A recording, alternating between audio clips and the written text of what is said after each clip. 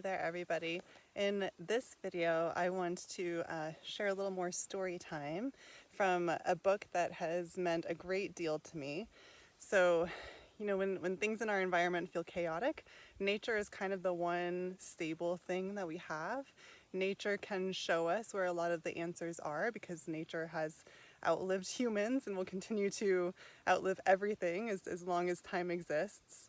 And this book is called Braiding Sweetgrass. And the reason that I love this book is because it integrates a connection with the natural world along with scientific understandings of processes, human processes, natural processes, etc. So it's written by Wall Kimmerer.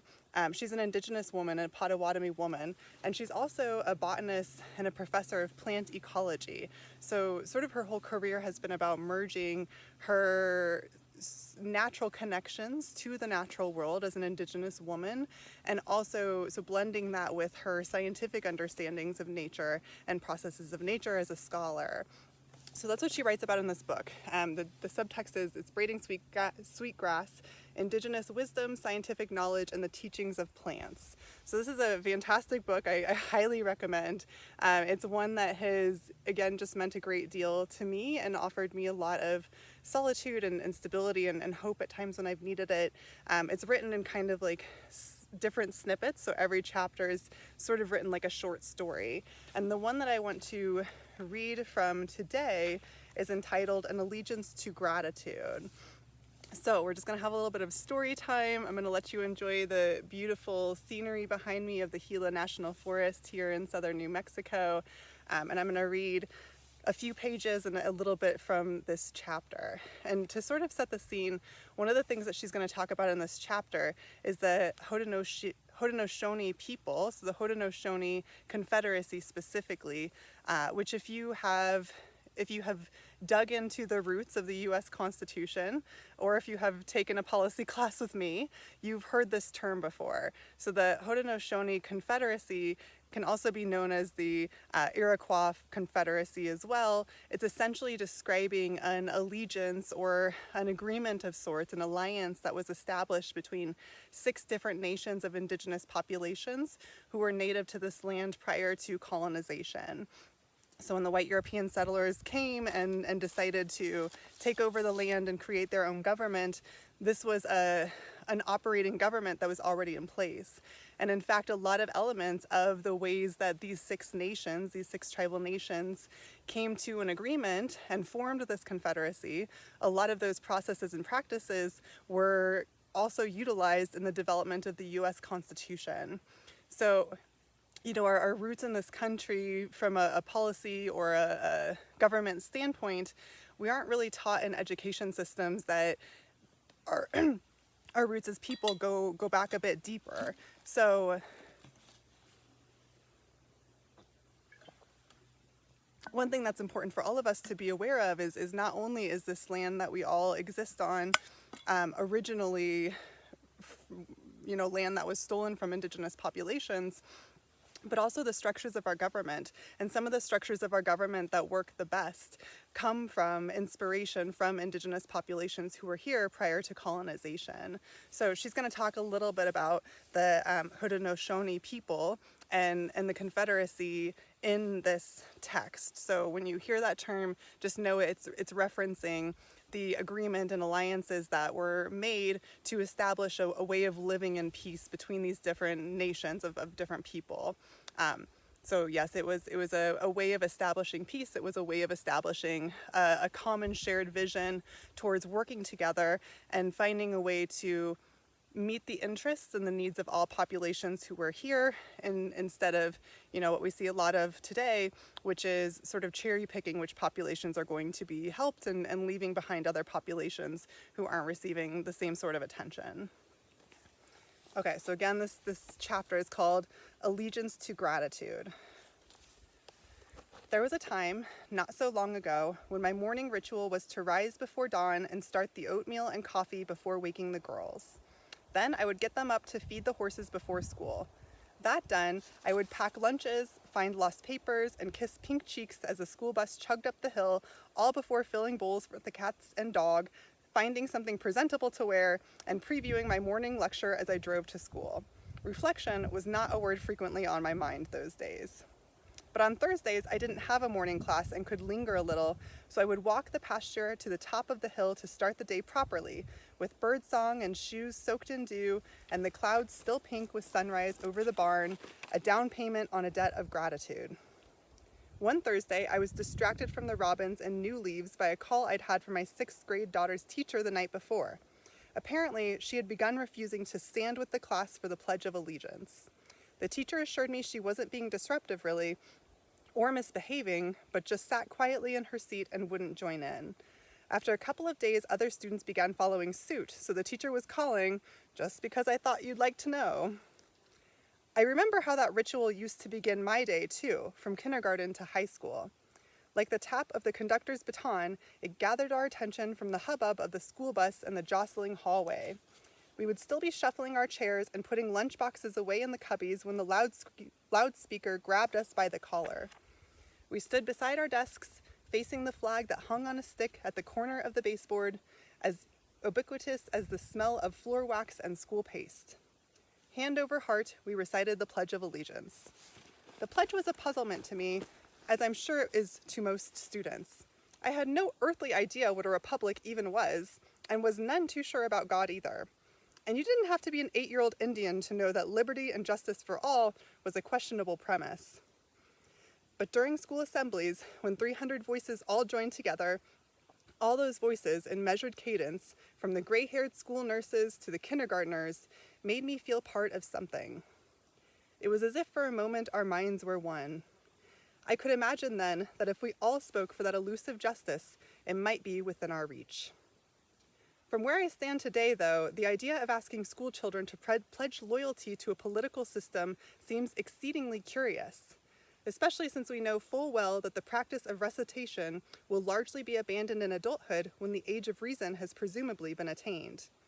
Apparently, my daughter had reached that age, and I was not about to interfere. "Mom, I'm not going to stand there and lie," she explained. "And it's not exactly liberty if they force you to say it, is it?" She knew different morning rituals, her grandfather's pouring of coffee on the ground, and the one I carried out on the hill above our house, and that was enough for me. The sunrise ceremony is our Potawatomi way of saying gratitude to the world, to recognize all that we are given, and to offer our choicest thanks in return. Many Native peoples across the world, despite myriad cultural differences, have this in common. We are rooted in cultures of gratitude. Our old farm is within the ancestral homelands of the Onondaga Nation, and their reserve lies a few ridges to the west of my hilltop. There, just like on my side of the ridge, school buses discharge a herd of kids who run even after the bus monitors bark "walk." But at Onondaga, the flag flying outside the entrance is purple and white, depicting the Hiawatha Wampum Belt, the symbol of the Haudenosaunee Confederacy. With bright backpacks too big for their little shoulders, the kids stream in through the doors, painted the traditional Haudenosaunee purple under words that indicate a greeting of health and peace. Black-haired children run circles around the atrium, through sunshafts, over clan symbols etched on the slate floor. Here, the school week begins and ends not with the Pledge of Allegiance, but with the Thanksgiving address, a river of words as old as the people themselves, known more accurately in the Onondaga language as the words that come before all else. This ancient order of protocol sets gratitude as the highest priority. The gratitude is directed straight to the ones who share their gifts with the world. All the classes stand together in the atrium, and one grade each week has responsibility for the oratory. Together, in a language older than English, they begin the recitation. It is said that the people were instructed to stand and offer these words whenever they gathered, no matter how many or how few, before anything else was done. In this ritual, their teachers remind them that every day, beginning with where our feet first touch the earth, we send greetings and thanks to all members of the natural world. So, I'm not going to read you the entire Thanksgiving address, but I do want to read you just a few snippets so you can understand a little bit of what this practice looks like in the school systems that she's describing here. So, here are some of the words from the Thanksgiving address directly. Today we have gathered, and when we look upon the faces around us, we see that the cycles of life continue. We have been given the duty to live in balance and harmony with each other and all living things. So now let us bring our minds together as one as we give greetings and thanks to each other as people. Now our minds are one. We are thankful to our Mother Earth, for she gives us everything that we need for life. She supports our feet as we walk about upon her.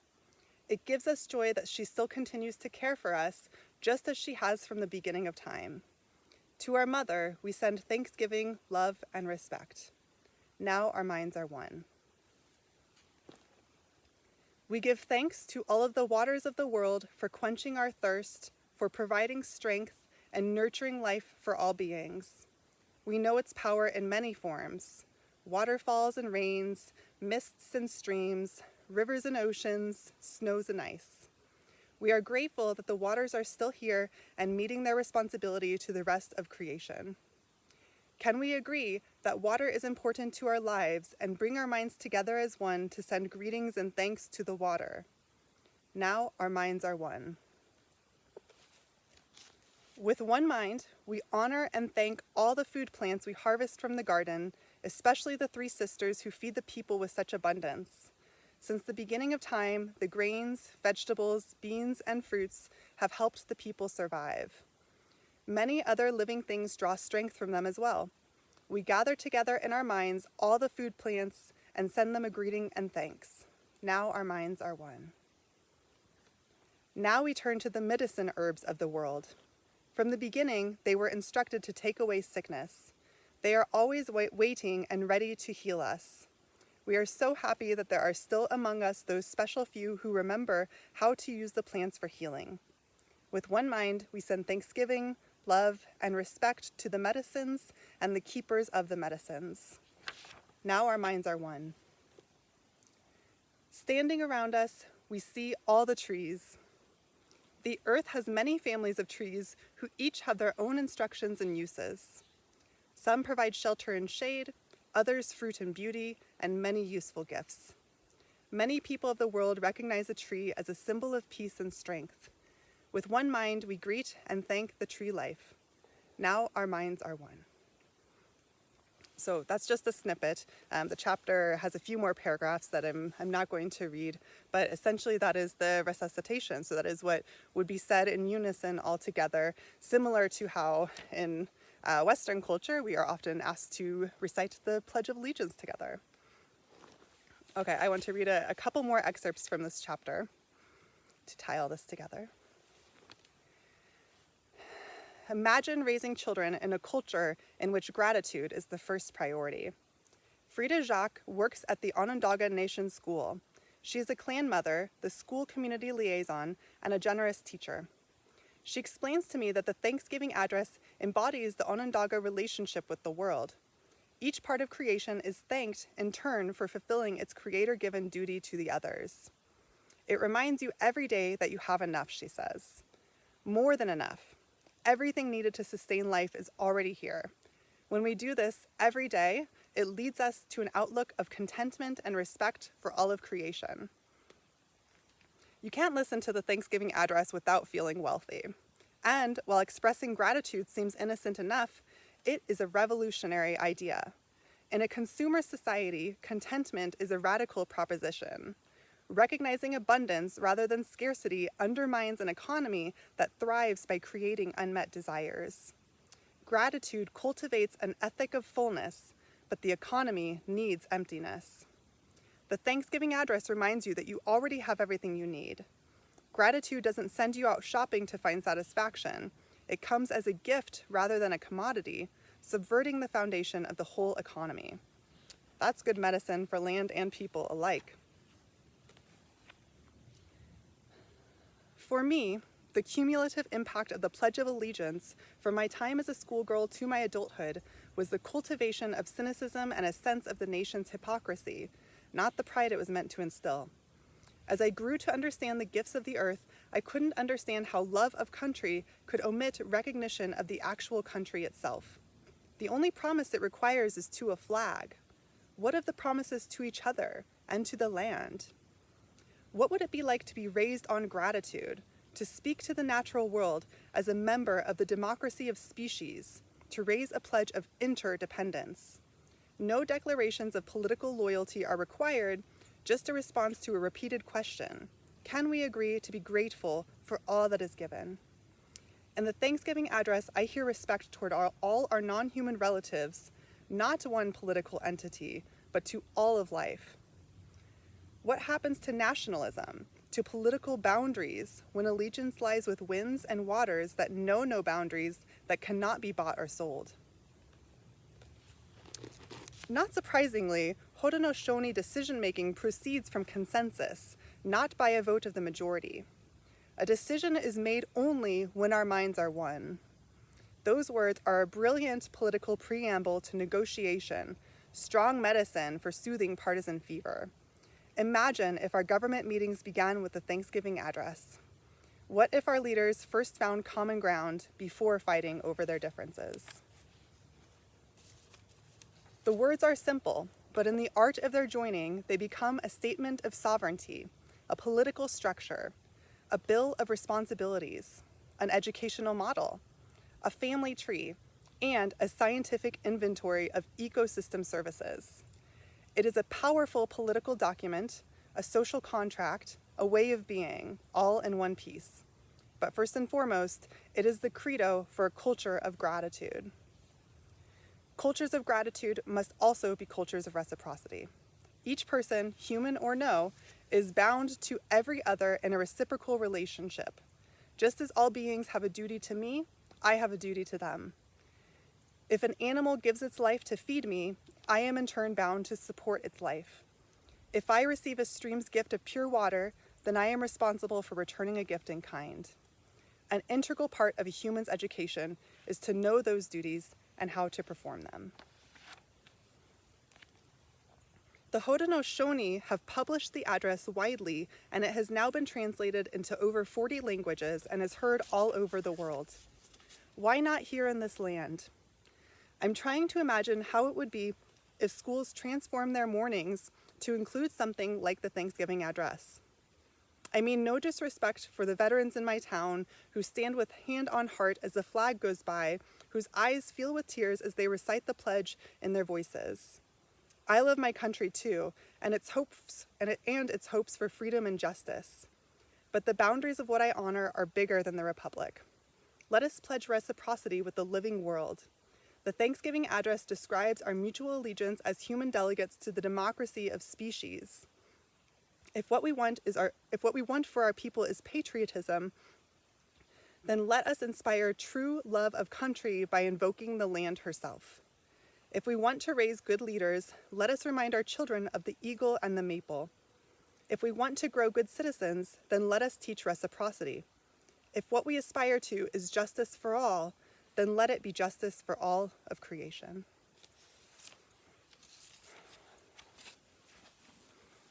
So that to me is a beautiful chapter.